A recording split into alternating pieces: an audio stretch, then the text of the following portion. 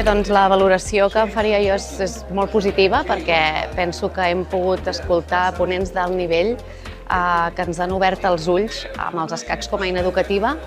i com a través dels escacs podem ajudar concretament a totes les persones, però sobretot als infants, a treballar en molts aspectes curriculars, ja sigui en el tema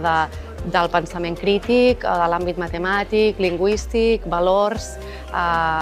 habilitats diferents i és una eina molt completa realment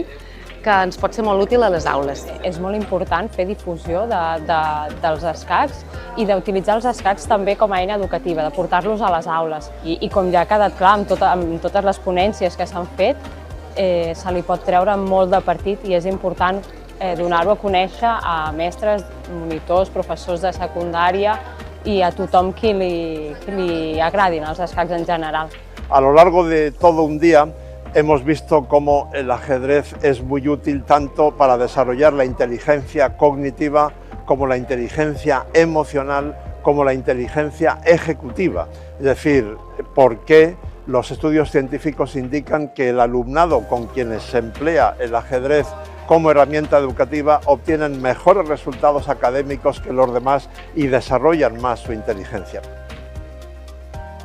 Perquè tenim un programa d'escacs i escola que estem desenvolupant des del 2012, fa més de 13 anys, i per nosaltres no només és acostar els escacs a l'escola i fer tot el tema de formació, transformar la societat utilitzant els valors que els escacs poden aportar, sobretot en el món d'avui en dia, on està la infància molt dispersa i tal, aporten concentració, capacitat de prendre decisions, etc. Una sèrie de valors que creiem que són molt fonamentals. Amb aquest programa nosaltres el desenvolupem a tot Catalunya, més de centenars d'escoles, i avui presentem tot això i venen